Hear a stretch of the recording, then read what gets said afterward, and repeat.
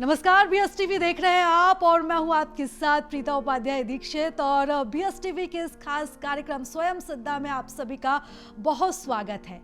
तो स्वयं सिद्धा इस खास कार्यक्रम में हम आपको ऐसी महिलाओं से रूबरू करवाते हैं जिनकी कहानी काफ़ी प्रेरणादायक होती है। ऐसी खास महिला जिनसे आज हम आपका रूबरू करवाने वाले हैं, उनका नाम है मालती राय, महापौर मालती राय। फर्श से अर्श तक पहुंचने की क्या उनकी कहानी रही, कितना चुनौतीपूर्ण उनका ये सफ़र रहा और किस तरीके से वो आज हम सभी महिलाओं के लिए प्रेरणा बनी है, इन सभी कहानियों के बारे में हम जानेंगे। तो बहुत स्वागत करती हूँ मैम बीएस टीवी के इस खास कार्यक्रम में। नमस्कार मैम, सबसे पहले हम कार्यक्रम की शुरुआत करते हैं और पहला सवाल मेरा मैम आपसे यही है कि आप शिक्षिका थी, समाज को शिक्षित करने का काम करती थी, बच्चों को शिक्षित करती थी और उसके बाद आप राजनेता बनी। मैम, ये सफ़र कैसा रहा एक शिक्षिका से राजनेता बनने का, और 35 साल की आपकी तपस्या रही और उसके बाद अब महापौर हैं आप? पहले तो मैं आपकी थोड़ी सा 2 क्वेश्चन में संशोधन कर दूं कि मैं पहले शिक्षक थी, मेरा विद्यालय है और आज भी मेरा स्कूल है, हाई स्कूल है, और समय समय पर मैं आज भी स्कूल में जाती हूँ और पूरा काम अपना देखती हूँ। कई जगह ऐसी बात रहती है कि जो स्कूल में बैठकर मुझे ही डिसीजन लेना पड़ता है, इसलिए मैं शिक्षिका थी ही नहीं हूँ। आज भी मैं अपने विद्यालय का संचालन करवा रही हूँ और स्वयं भी करती हूँ। और दूसरा, आपने बोला कि 35 वर्ष, बल्कि मेरा 35 से ज़्यादा वर्ष हो गया है। मैं 1984 में भारतीय जनता पार्टी की कार्यकर्ता बन गई थी, इसलिए मेरा 35 की जगह 40 वर्ष समथिंग का ये सफ़र है। और निश्चित ही मैं जब शादी होकर भोपाल आई तो कहते हैं एक महिला जब किसी दूसरे परिवार में जाती है तो उसका पहले का परिवार या बाद का परिवार, दोनों परिवार के जो परिवेश रहता है और परिवार की जो परवरिश रहती है, दोनों ही किसी भी व्यक्ति को आगे बढ़ाने में ये तीनों घटक काम करते हैं। और मैं आपको बताना चाहती हूँ, मैं जिस परिवार से आई हूँ, चाहे मैं जिस परिवार से आई हूँ या जिस परिवार में हूँ, दोनों ही परिवार की संख्या मेरी दहाई में आती है। और परिवार के ही ऐसे हमारे परवरिश हुई है, चाहे पहले की कह लें चाहे आज।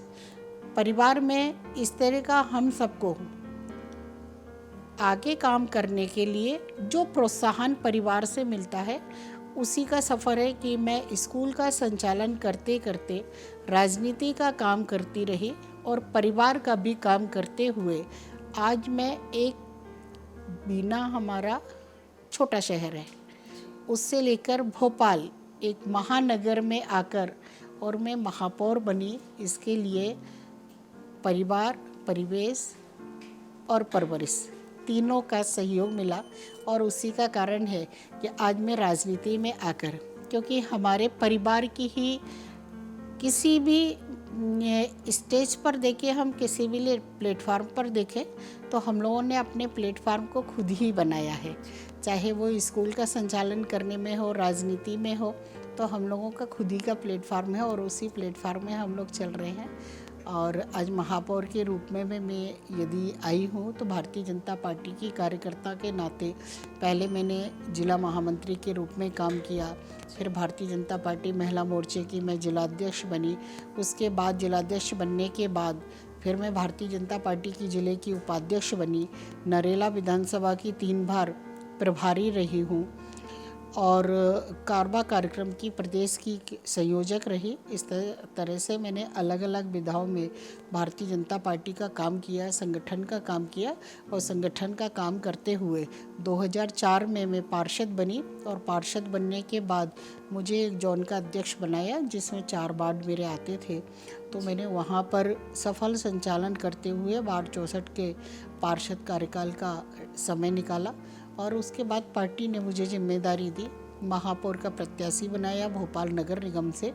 और महापौर का प्रत्याशी बनाने के बाद पार्टी के कार्यकर्ता, भोपाल की जनता का मैं धन्यवाद करती हूँ कि आप सबके सहयोग से मुझे भोपाल की जनता की सेवा करने का अवसर मिला। बिल्कुल मैम, लेकिन निजी जीवन से सामाजिक जीवन में आना कितना बड़ा बदलाव आप देखती हैं और क्या चुनौतियां आप रोज़मर्रा में फेस करती हैं? क्योंकि निजी जीवन में जैसा कि आपने बोला कि परिवार के सहयोग के बिना संभव नहीं होता, लेकिन सामाजिक जीवन जो होता है उसके साथ हमारी जिम्मेदारियां और भी ज़्यादा बढ़ जाती है।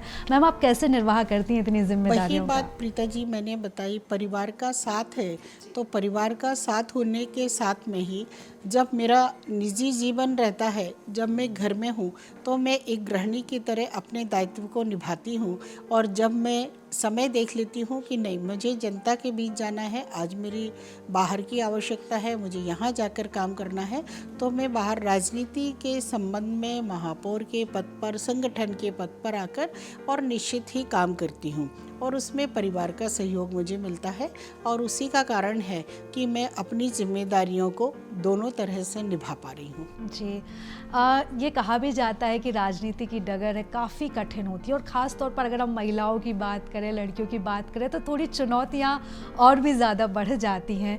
इसको लेकर आप क्या कहना चाहेंगे? किस तरीके से डील करें? आप कैसे डील करती हैं? देखिए, किसी भी काम को हम करते हैं तो काम को आगे बढ़ने के लिए हमें बहुत सारे संघर्षों को पार करना पड़ता है।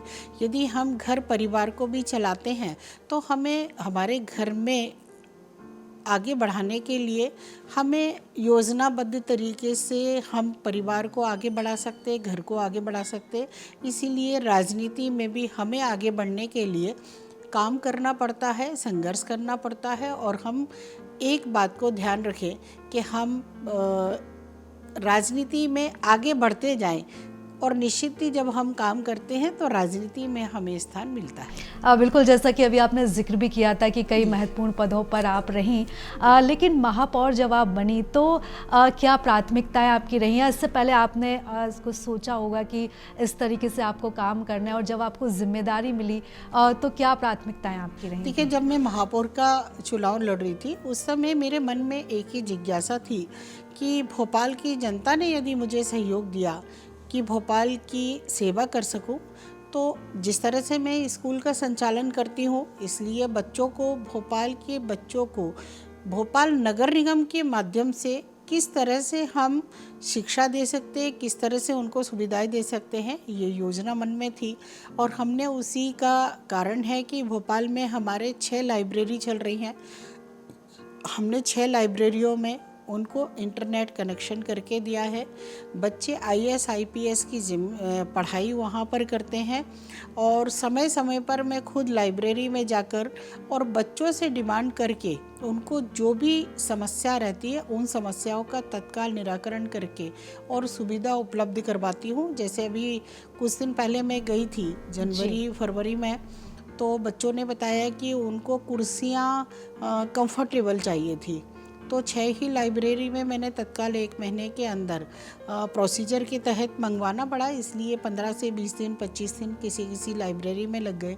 तो मैंने उनको कंफर्टेबल चेयर है, उनको टेबल है, नेट कनेक्शन है, पानी की व्यवस्था है, वहाँ सफाई की व्यवस्था, और सबसे बड़ी बात वहाँ के बच्चों से मीटिंग करके मैंने नए राइटर की बुक्स के लिए अप्लाई करवाया कि आप डिमांड करें कि किस राइटर की आपको बुक चाहिए है, वो राइटरों की बुक लेकर उनको वहाँ पर पढ़ाई कर सके, इस तरह की मैंने व्यवस्था करवाई। और आपको बताना चाहती हूँ कि भोपाल की लाइब्रेरी में से अभी पिछली बार जो रिज़ल्ट निकला था UPPSC का, उसमें भोपाल नगर निगम की लाइब्रेरी में 6 बच्चे पढ़ने वाले सिलेक्ट हुए थे।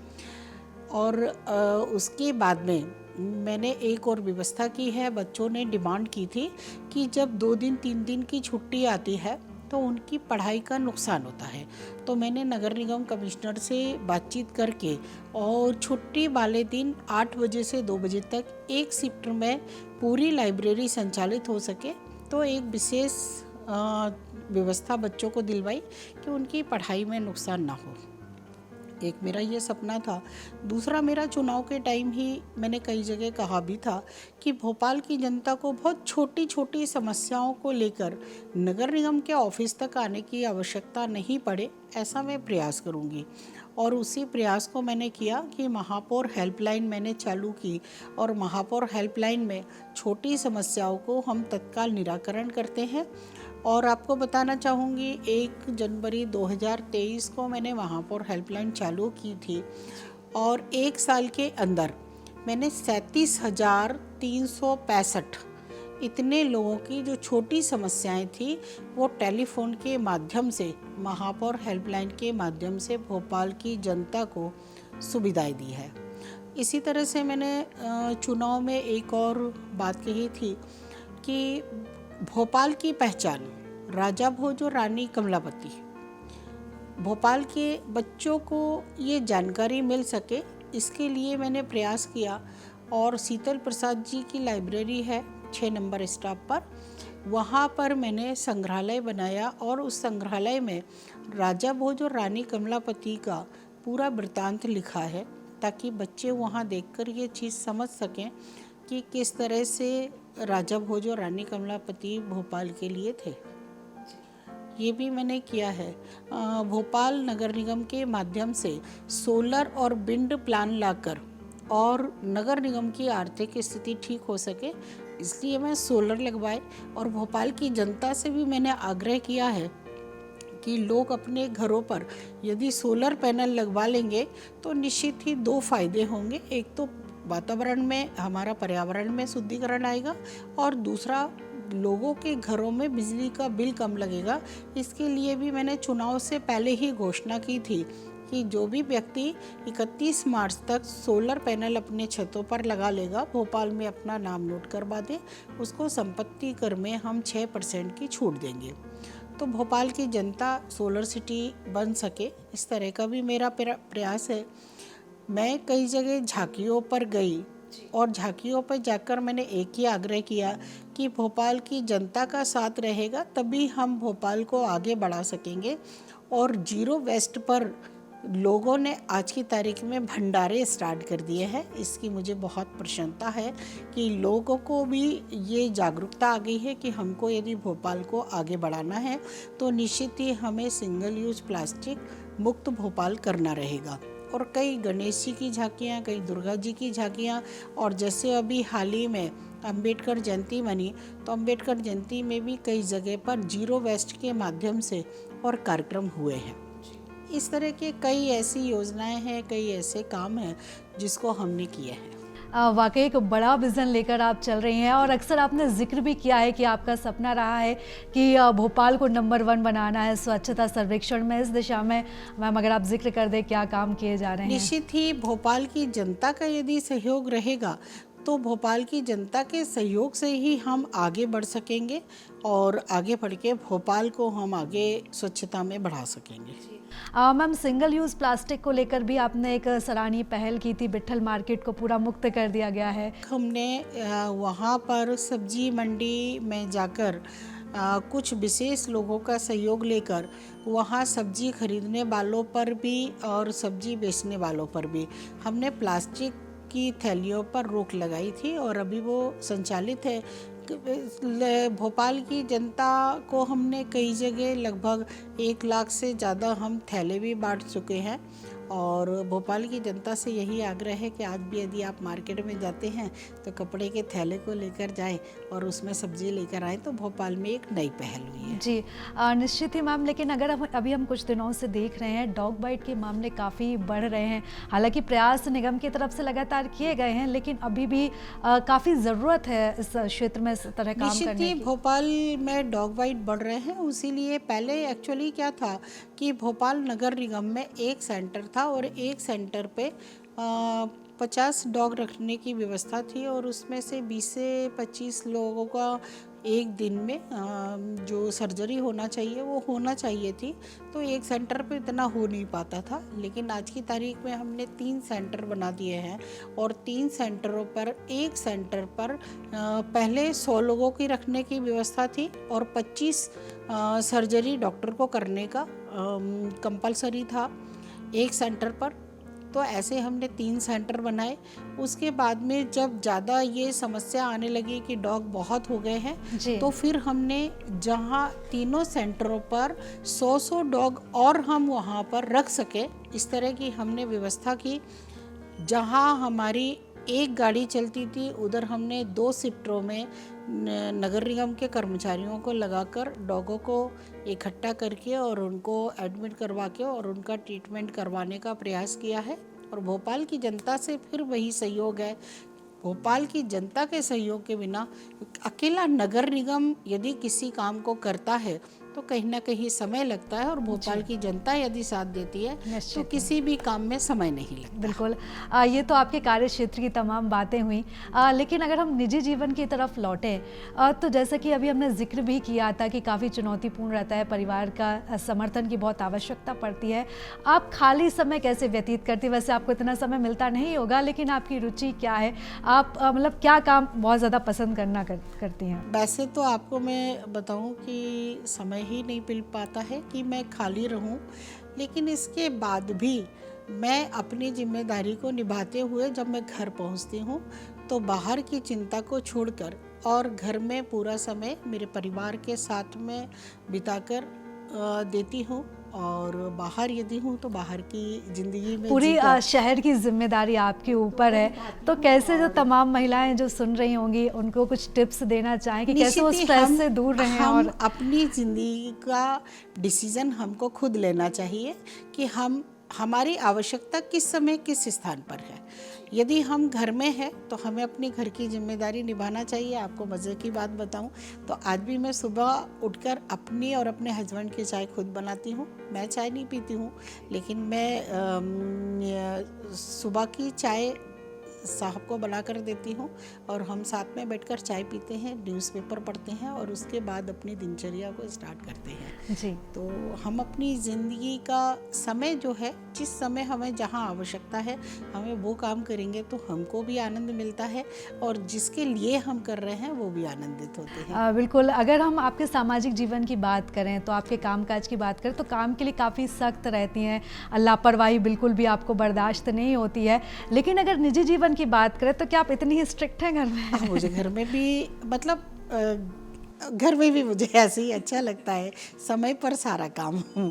तो घर में भी इसी तरह से समय पर सारा काम हो, इस तरह का मेरा प्रयास रहता है। और परिवार का भी साथ मिलता है कि परिवार भी समय के हिसाब से काम को करता है। जी। तमाम महिलाएं आपको सुन रही होंगी, आप हम सब के लिए बहुत प्रेरणा है का स्रोत हैं। क्या टिप्स, क्या मंत्र आप उनको देना चाहेंगी, खासतौर पर उन महिलाओं के लिए जो जीवन के बहुत संघर्ष से गुजर रही हैं? कई बार महिलाओं के सामने इतनी ज़्यादा चुनौती होती है कि वो जीवन की जो जंग है वो हार चुकी होती हैं, मन से टूट चुकी होती हैं। ऐसी महिलाओं को लेकर आप क्या टिप्स देना देखिए, चाहेंगे? मैं तो एक ही बात कहना चाहती हूँ, चाहे वो भोपाल की महिला हो या देश की महिला हो या प्रदेश की महिला हो, कि यदि हम किसी भी बात को मन में ठान लेते हैं, हम संकल्प यदि ले लें तो निश्चित ही हम उस मुकाम पर अवश्य पहुँचेंगे। कई बार मन में ऐसा लगता है कि हम हार गए, लेकिन हम हारने के पहले ये तय कर ले कि नहीं, हम कभी नहीं हार सकते। हमने इस बीड़ा को उठाया है तो निश्चित ही हम मुकाम पर पहुँचेंगे और हम मुकाम पर पहुँचते हैं। मैम, जैसा कि आपने जिक्र किया कि काफ़ी लंबे समय से आप महिलाओं के लिए काम कर रही हैं, इतनी सारी महिलाओं के बीच रह के उनके बीच उनकी जो उनका जो जीवन होता है उनसे रूबरू होकर कोई ऐसा वाक़या आपके सामने नज़र आया हो जो आप हमसे शेयर करना चाहते हैं? हाँ, एक वाक़या है। मैं अपने स्कूल का ही एक दिन बैठी हुई थी और मेरे स्कूल में ही एक पेरेंट्स थी और वो पेरेंट्स बहुत परेशान हो गई थी। 2 बच्चे थे उनके और एक तरह से वो अपनी लाइफ में ये बोलती थी कि मैं थक गई हूँ और अब मुझे आगे थकान इतनी हो गई है कि मुझसे अब ये सब सहन नहीं होता है। मैंने उनको बिठाला और बिठाल कर बहुत सारी बातें की, उनकी लाइफ की बहुत सारी स्टोरी को सुना और उस स्टोरी को सुनने के बाद लगभग 1 से 2 घंटे मेरी चर्चा हुई। स्टोरी को सुनने के बाद फिर मैंने एक ही उनको समझाई थी। मैंने कहा, देखिए, इस दुनिया में एक ही व्यक्ति ऐसा है, भगवान ने सृष्टि की रचयिता महिला को इसलिए बनाया है कि सहन शक्ति महिला में ही ज़्यादा रहती है, और यदि महिलाओं में सहन शक्ति है तो महिला हर चीज़ को सहन करके और निर्णय पर पहुंच जाती है। और मेरा उनको समझाना जिस तरह से भी रहा हो, वो शायद उनकी लाइफ का अच्छा दिन होगा कि मैंने बहुत कुछ चर्चाएं उनसे की, बातचीत की और उनको समझाया। समझाने के बाद कुछ दिन बाद जब मैं मिली उनसे तो वाकई वो बहुत खुश थी, और खुश होने के बाद उन्होंने बताया कि दीदी आपका कहना मानकर मैंने अपनी लाइफ को आगे बढ़ाया है, और वास्तविकता आज वो दोनों अभी भी कभी कभी मिलते हैं और वो दोनों अपनी लाइफ में खुश हैं। तो उस दिन मुझे ये लगा कि मैंने एक परिवार को टूटने से बचा दिया। तो ये मेरी लाइफ में बहुत अच्छा लगता। और कई बार ऐसी घटनाएं घटती हैं कि ऐसे मुकाम सामने आते हैं कि महिलाओं को सहन करके, और वो समय जो है उस समय को यदि हमने निकाल दिया तो निश्चित ही आगे आने वाला जो समय है वो आगे परीक्षा लेता है और आगे बढ़ जाते हैं हम। तो ऐसी भी कई बार स्थितियां बनती हैं, और हमने उस तरह से किया है कि हम महिलाओं को मोटिवेट ज़रूर करें।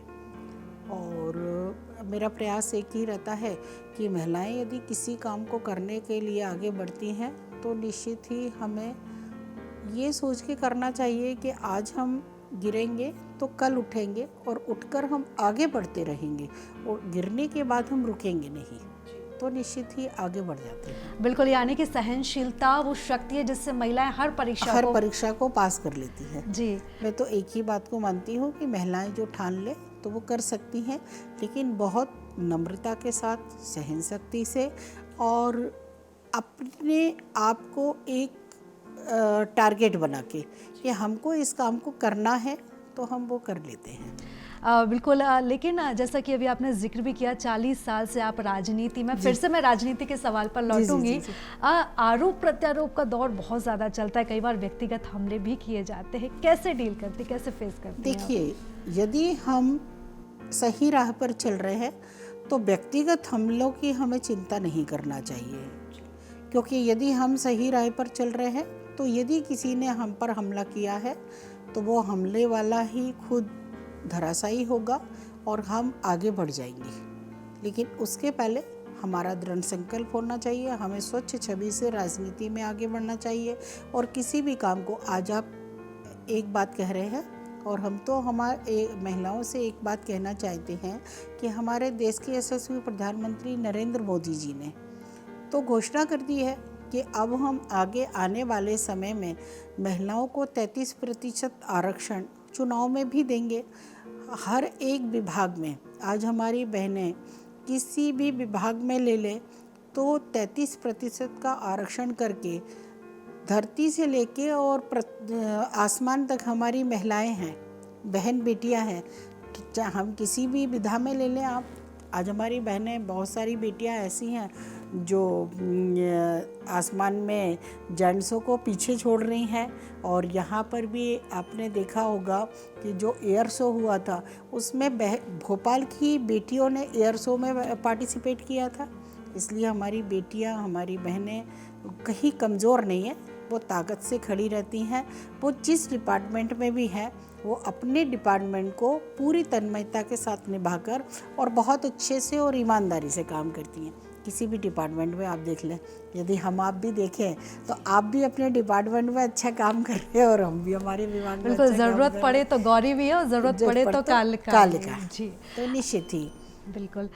मालती राय जी, अगर मैं बात करूं आपके कार्य क्षेत्र की फिर से, तो अगर मैं बात करूं तो आपका सपने का भोपाल कैसा होगा? भोपाल को किस तरीके से आप आगे देखना चाहती हैं? सपनों का भोपाल आप कैसा देखना चाहती हैं? देखिए, मैं तो पहले दिन से एक ही संकल्प को लेकर चली हूँ कि भोपाल के हर एक, मैं जिससे भी मिलती हूँ मैं वो एक ही बात करती हूँ कि आप बताएं, ये आपका अपना भोपाल है और आप अपने भोपाल को, राजधानी भोपाल को कैसा भोपाल बनाना चाहते हैं, उसके सुझाव भोपाल नगर निगम में भेजें और हम उस पर अमल करके और आगे बढ़ा सकें।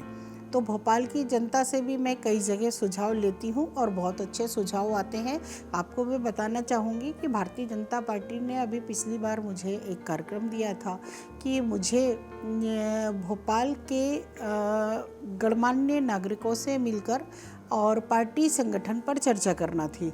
और मैंने पार्टी संगठन पर चर्चा करते हुए भोपाल को भी सुंदर बनाने के लिए भोपाल में लोगों का सपना क्या है कि किस तरह के काम होना चाहिए, और उसी में से सुझाव निकल कर आया। एक सज्जन के यहाँ मैं जब गई तो वहाँ से सुझाव आया कि हम औषधि पार्क बना सकते हैं, क्योंकि आजकल एलोपैथिक पर भी तो लोग करते हैं भरोसा, लेकिन कहीं ना कहीं आयुर्वेदिक की दवाई यदि लोगों को मिलती है तो निश्चित ही आगे आयुर्वेदिक में लोगों को फ़ायदा भी मिलेगा। और मैंने सुझाव उनका लिया, और सुझाव लेने के बाद मैंने सेकंड स्टॉप पर उस पर काम शुरू कर दिया, और बहुत जल्दी हमारा एक आयुर्वेदिक का हमने पार्क बनाकर डेवलप करने का प्रयास किया। ये जनता से ही सुझाव आया। इसी तरह से भोपाल में बहुत सारे साहित्यकार थे। साहित्यकार लोग मुझसे मिलने आए और उन्होंने एक ही बात को कही कि भोपाल में इतने साहित्यकार हैं, लेकिन साहित्यकारों के नाम पर भोपाल में कुछ नहीं है। तो मैंने साहित्यकारों के नाम पर एक पार्क दिया और उनसे अपेक्षा रखी कि आपका जब भी कार्यक्रम हो, इस कार्यक्रम में आप यहाँ पर बैठकर कार्यक्रम करें। तो साहित्यकारों के नाम पर भी मैंने एक पार्क आवंटित किया है, और इसी तरह से औषधि पार्क बनाकर और भोपाल की जनता को एक नई सौगात देना चाहती हूँ कि जनता उस पार्क को इस तरह से डेवलप किया है कि पार्क में आकृति पूरी मानव की बनाई है, और जिस बॉडी पार्ट्स का जिस पौधे से ट्रीटमेंट होगा उसको उस पौधे को लगाया जाएगा। जैसे किसी के सपोज कर ले ब्रेन का ट्रीटमेंट करवाना है, तो ब्रेन में कौन सी औषधि काम आएगी, उस पार्क में वो ब्रेन बना रहेगा और उस जगह पर वो पौधा लगा रहेगा। तो ये रहेगा कि इस पौधे से ब्रेन का ट्रीटमेंट होगा, और उनका बॉडी पार्ट्स को उसी जगह पर बनाने के बाद में उस पौधों को हमने वहाँ लगवाएंगे। मतलब अभी काम चल रहा है, स्ट्रक्चर बता रही मैं। तो पूरा स्ट्रक्चर जैसे हमारा हाथ है, अब हाथ में यदि हमारे कोई तकलीफ़ है तो हाथ को, या ये हमारे जॉइंट जो रहते हैं जिसे गठियाबात बोलते हैं, तो वो जॉइंट को आयुर्वेदिक का कौन सा पौधा ठीक कर सकता है वो जॉइंटों पर लगा रहेगा, उसका नाम लिखा रहेगा कि इस पौधे से आप अपने जॉइंट को ठीक कर सकते हैं। तो इस तरह का भी एक मैंने पार्क बनाने का प्रयास किया है। आगे भी मेरी बहुत सारी योजनाएं हैं, और उन योजनाओं के माध्यम से भोपाल को एक ऐसा भोपाल बनाना चाहते हैं कि लोग एक बात को कहें कि भोपाल की जनता ने जो मुझ पर विश्वास जताया है, तो वो जनता को यदि कभी भी किसी भी समय ये महसूस ना हो कि हमने महापौर गलत बना दिया, उन्होंने भोपाल के लिए कुछ नहीं किया, ये सपना मैं लेके चलती हूँ कि भोपाल की जनता को ये कहने का मौका ना मिले। तो ये थी हमारे साथ भोपाल की महापौर मालती राय, जिन्होंने बहुत ही दिलचस्प कहानी अपनी शेयर की। निजी जीवन से लेकर सामाजिक जीवन, वो किस तरीके से चुनौती का निर्वाह करती हैं और कैसे रोज़ाना जंग जीतती हैं और तमाम महिलाओं के लिए प्रेरणा बन रही हैं। तो इसी के साथ ही स्वयं सिद्धा के इस खास सेगमेंट में इतना ही। मुझे दीजिए इजाज़त। नमस्कार।